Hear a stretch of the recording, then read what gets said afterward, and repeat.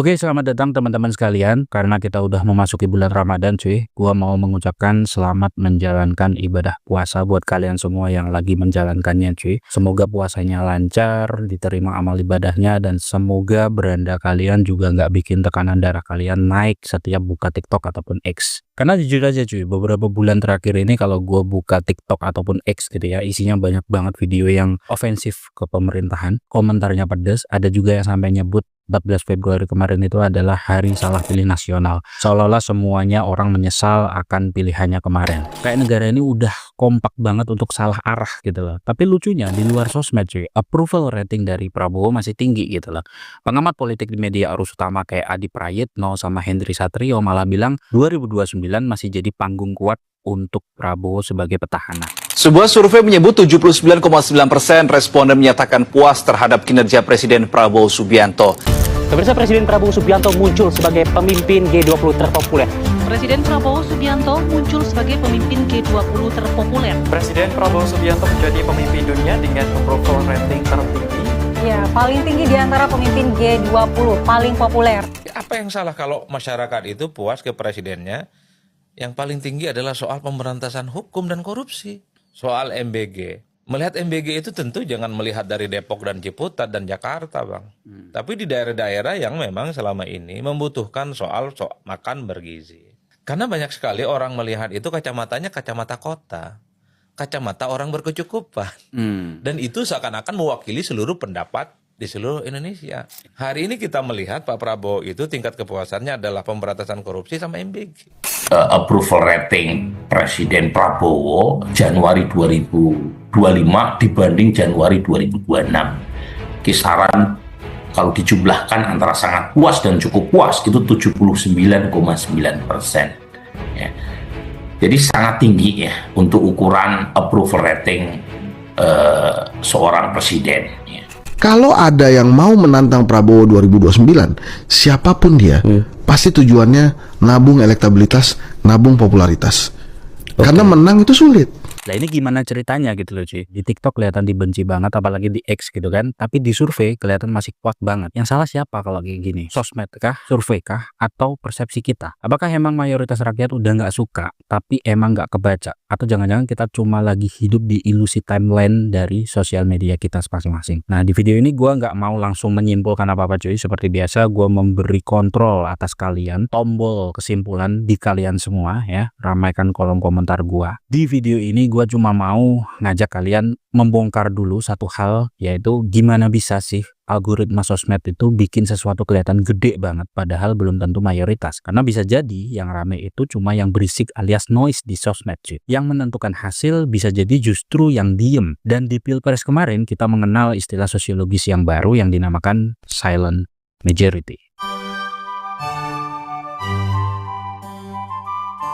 Sekarang kita masuk ke inti masalahnya pelan-pelan aja cuy ya. Kenapa di sosmed terutama di TikTok ataupun X atau Twitter gitu ya, kelihatannya kayak semua orang itu nggak suka sama pemerintahan, dalam hal ini Prabowo Subianto. Tapi di dunia survei dan realitas elektoral dia masih kuat. Ini yang gue sebut sebagai paradoks demokrasi digital. Lo pernah nggak sih cuy ngerasa gitu ya, tiap buka beranda sosmed isinya cuma kebencian semua? Bukan kritik ya, kalau kritik selalu gua tonton sampai habis. Jadi seolah-olah 8 dari 10 orang itu benci semua, marah-marah semua, dan gak suka sama pemerintahan. Kayak semua yang dilakukan pemerintah ini semuanya salah.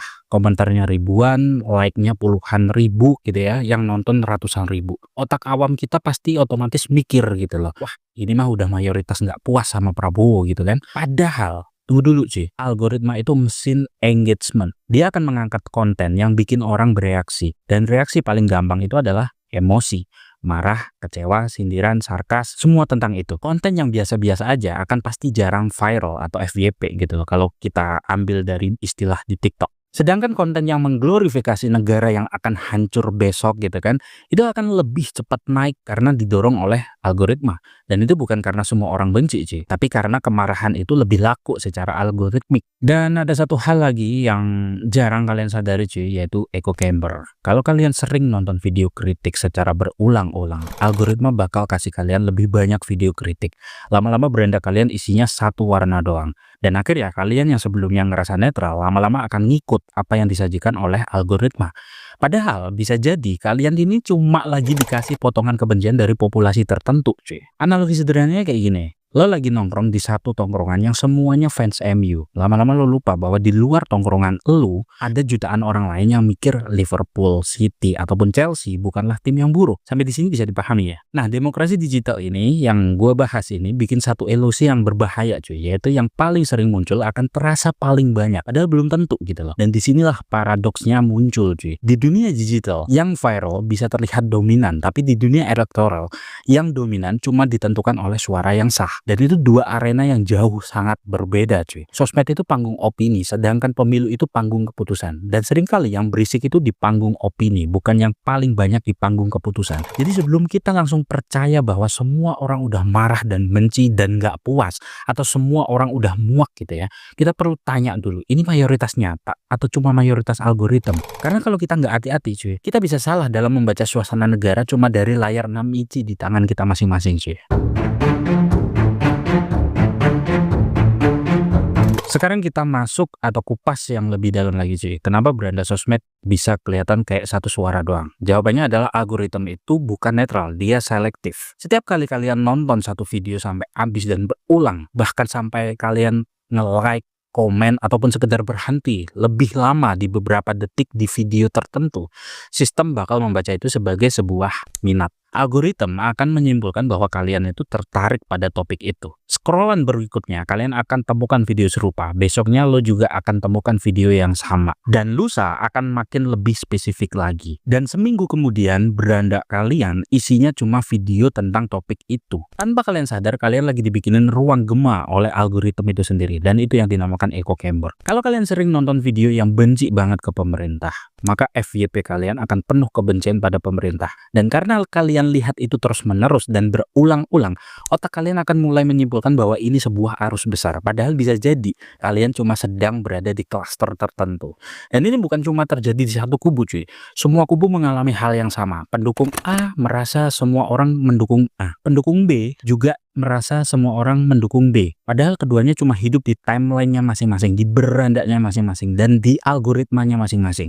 Ditambah lagi, manusia punya kecenderungan alami untuk lebih responsif ke hal yang negatif. Kritik, sindiran, kebencian, dan kemarahan itu lebih bikin orang berhenti scroll. Dan makin lama orang berhenti scroll, makin algoritma itu angkat topik tertentu untuk kemudian disajikan. Akhirnya yang muncul itu bukan yang paling banyak, tapi yang paling memicu reaksi. Ini yang bikin ilusi timeline, bikin kuat, semakin kuat, dan tambah kuat gitu loh. Lo lihat 10 video kritik berturut-turut, lo baca ribuan komentar pedas, secara psikologis otak lo menganggap itu representasi nasional.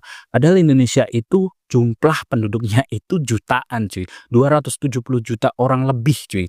Beranda kalian cuma potongan kecil dari keseluruhan peta opini. Dan disinilah jebakannya. Kita sering salah bedakan antara yang sering gua lihat dengan yang paling banyak terjadi. Padahal dua hal itu beda jauh. Ilusi timeline atau beranda bikin kita ngerasa ngerti suasana publik. Padahal yang kita pahami seringkali cuma suasana algoritma. Dan kalau kita udah terjebak di situ, kita gampang banget percaya bahwa mayoritas itu udah berubah. Padahal belum tentu gitu. Makanya sebelum kita menyimpulkan bahwa satu tokoh itu dibenci semua orang, kita harus sadar dulu. Jangan-jangan yang kita lihat itu bukan cermin dari Indonesia, tapi cuma cermin dari kebiasaan scroll kita sendiri, cuy. Itulah kenapa ketika udah banyak gitu ya video-video yang muji-muji tentang pemerintahan, gua selalu scroll ke video-video yang isinya mengkritisi atau membenci sekalipun. Dan itu solutif banget untuk mewaraskan otak gua. Terus gimana isi beranda orang-orang yang minatnya di luar politik? Contohnya seorang wibu atau penggemar bola gitu ya. Ya mereka akan merasa negara ini baik-baik aja, cuy. Mereka akan menilai segala penurunan taraf hidup sekarang ini ya karena efek perubahan dominasi global yang nggak berujung gitu loh. Sekarang kita geser dari layar ke kotak suara, cuy. Karena seberisik apapun timeline kalian, yang menentukan arah negara itu bukan komentar, tapi coblosan di TPS. Kalau kita lihat hasil resmi dari KPU kemarin saat Pilpres, Prabowo Gibran menang dengan selisih margin yang cukup besar dan satu putaran. Itu bukan kemenangan tipis-tipis yang bisa dibilang kebetulan gitu loh, cuy. Itu angka nasional, tersebar di banyak provinsi. Nah, disinilah muncul istilah yang sering dibahas, yaitu silent majority. Majority itu nggak ribut, cuy, nggak rajin debat di komalan TikTok kayak gua kemarin selama Pilpres, tapi datang datang ke TPS dan vote. Kenapa bisa gitu? Dalam ilmu komunikasi politik ada konsep yang namanya spiral of silence. Intinya simpel, kalau seseorang merasa opininya bukan opini yang dominan di ruang publik, dia akan cenderung diam supaya nggak diserang atau dikucilkan. Jadi bisa aja di sosmed kelihatan satu opini dominan banget, bikin yang lain milih nggak ngomong gitu kan, bukan karena nggak ada, tapi karena males ribut gitu loh. Dan ada satu hal lagi yang sering kita lupa, perilaku komentar itu beda cuy sama perilaku pemilih. Komentar itu impulsif, bisa karena emosi, bisa karena lagi kesel, bisa karena lagi gabut gitu kan. Tapi milih di TPS itu keputusan yang lebih serius, lebih logis, dan lebih rasional. Orang mikir soal stabilitas, ekonomi, masa depan anak-anaknya, harga sembako, keamanan, dan lain-lain. Dan itu bukan cuma soal siapa yang paling viral. Banyak orang yang mungkin nggak pernah bikin konten politik, nggak pernah debat secara online, tapi tetap punya pilihan politik yang jelas di kepala mereka. Mereka sudah punya pilihan masing-masing. Dan kelompok seperti ini jumlahnya itu seringkali jauh lebih besar daripada yang aktif bikin noise di sosial media. Jadi waktu kalian lihat sosial media yang rame banget, jangan langsung anggap itu representasi dari rakyat Indonesia gitu loh. Bisa jadi itu cuma kelompok paling vokal yang menentukan hasil, bisa jadi justru yang jarang upload story politik, jarang komen, tapi disiplin datang ke TPS cuy. Demokrasi, ya itulah uniknya demokrasi gitu loh. Di ruang digital suara yang paling keras sering terasa dominan. Di ruang pemilu suara yang paling banyak lah yang akan menang. Dan dua-duanya belum tentu orang yang sama. Sekarang kita masuk ke bagian yang agak mind blowing dikit cuy. Survei itu sebenarnya cuma alat ukur atau jangan-jangan dia juga ikut membentuk opini. Karena tesis S2 gue berhubungan dengan dunia survei, maka gue ngerasa relevan kalau gue membahas soal hal ini. Selama ini kita sering menganggap survei itu kayak kaca spion cuy, cuma memantulkan kondisi yang udah ada. Tapi dalam politik kadang kaca itu bukan cuma mantulin cuy, tapi dia juga mengarahkan. Di banyak penelitian politik ada istilah namanya bandwagon effect. Sederhananya gini, orang akan cenderung ikut yang kelihatan menang. Kenapa? Karena manusia secara alami suka stabilitas dan gak mau ada di sisi yang kalah. Kalau terus-terusan lihat angka elektabilitas ataupun approval rating yang tinggi untuk presiden tertentu, sebagian orang bisa mikir, ya udahlah ya, berarti aman, stabil, dan lain-lain. Itu bukan soal cinta mati cuy, tapi kadang itu cuma soal rasa aman gitu loh. Nah disinilah survei itu jadi menarik gitu loh. Apakah dia cuma membaca preferensi publik atau dia juga mengirim sinyal psikologis bahwa kandidat tertentu itu kuat dan sulit dikalahkan. Begitu publik percaya seseorang itu kuat,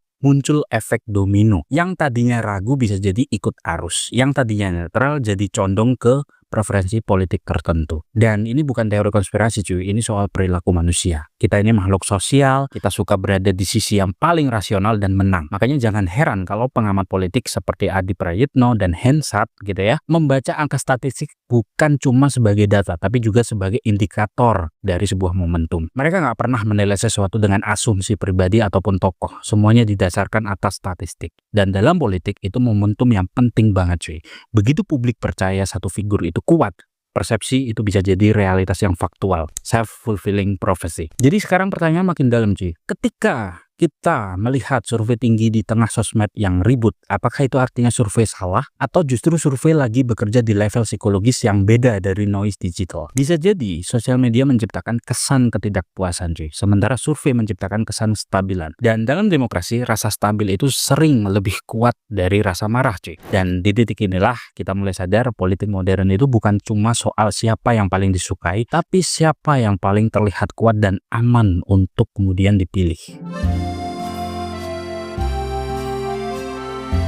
Di bagian ini kita masuk ke pertanyaan yang sering bikin panas beranda sosmed kita cuy, yaitu sebenarnya rakyat kita ini salah pilih nggak sih gitu kan. Gue jawab langsung aja, jangan gampang nyalain rakyat gitu ya, apalagi itu pilihan dari sebuah majority. Demokrasi itu bukan cuma soal siapa yang nyoblos siapa gitu, tapi juga soal sistem yang membingkai pilihan itu dari awal, dari semula. Di Indonesia, calon presiden nggak bisa tiba-tiba muncul dari rakyat terus daftar sendiri gitu loh. Semua ada mekanismenya, semua harus lewat partai politik gitu kan. Dan partai itu punya mekanisme sendiri untuk menentukan atau mendukung suatu calon. Di dalamnya tentu saja ada kepentingan, koalisi, kompromi, dan trade-off. Kita semua tahu itu. Jadi kalian juga jangan terlalu polos dan naif. Sebelum kalian mencoblos di TPS, pilihan kalian sebenarnya udah difilter duluan sama para elit. Artinya apa? Artinya arena pertandingannya udah disetting sebelum peluit dibunyikan. Ini bukan sebuah tuduhan jahat, ini adalah sebuah struktur. Sistem presidensial kita emang didesain seperti itu gitu loh. Mau seideal apapun sosok di luar sana, kalau nggak punya kendaraan partai, yang mentok gitu loh sih. Jadi ketika hasil resmi dari KPU itu keluar dan menunjukkan kemenangan pada calon tertentu, itu bukan cuma cerita soal preferensi individu doang cuy, tapi juga hasil dari proses seleksi panjang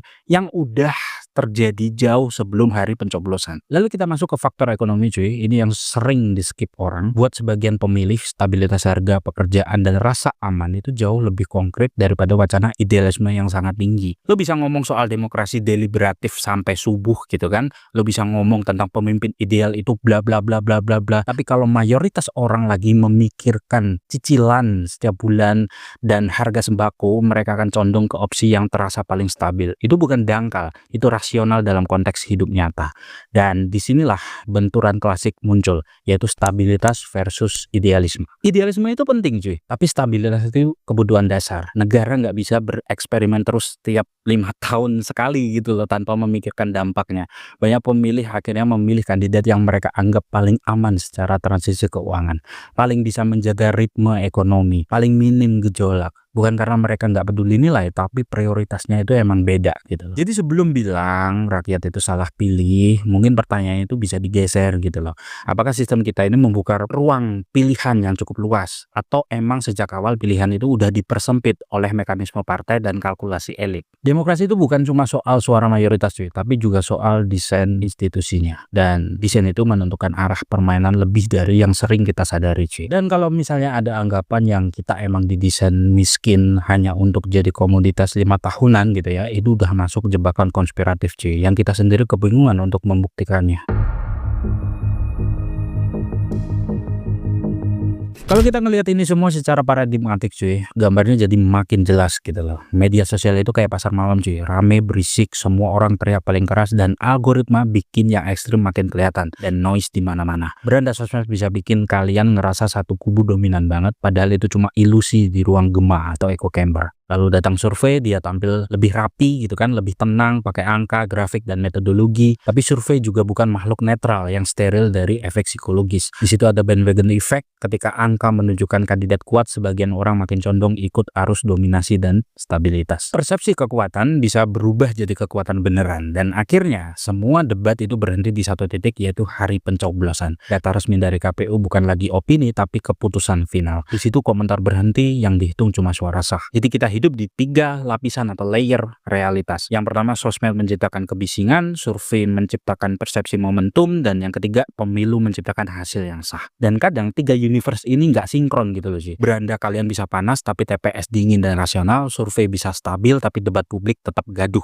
Demokrasi modern emang bukan cuma soal siapa yang paling ideal, tapi siapa yang paling dipercaya cukup aman untuk memimpin di tengah ketidakpastian. Dan di era algoritma ini, kita nggak cuma milih pemimpin cuy, kita juga milih narasi mana yang mau kita percaya dan masuk akal di kepala kita. Mau percaya noise yang paling keras atau percaya angka yang paling meyakinkan, itu terserah kalian. Atau mau tarik nafas dulu sebentar gitu kan, lihat struktur sistemnya dan sadar bahwa realitas politik itu selalu lebih kompleks dari trending topik. Demokrasi sekarang bukan cuma perang suara cuy, tapi perang persepsi. Dan di tengah semua itu, tanggung jawab terbesar tetap ada di kepala kita masing-masing. Jangan sampai kita lebih percaya narasi daripada sebuah fakta.